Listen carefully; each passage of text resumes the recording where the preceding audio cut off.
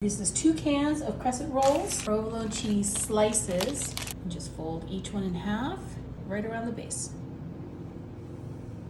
Then I've got, this is London broil, but you can use roast beef. Go ahead and decorate it all the way around on top of the cheese. And then we're gonna be adding, this is some horseradish sauce.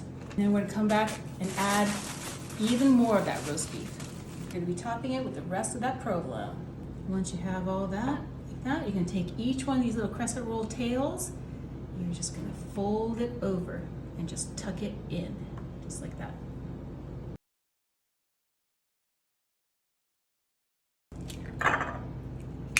Give this a good quick mix, and then just put an egg wash on top of everything.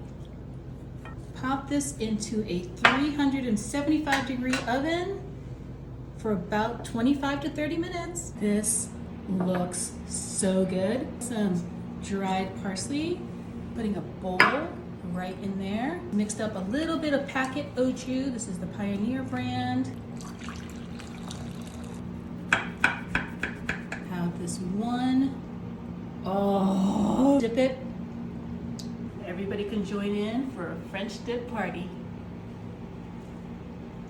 Mmm, delicious.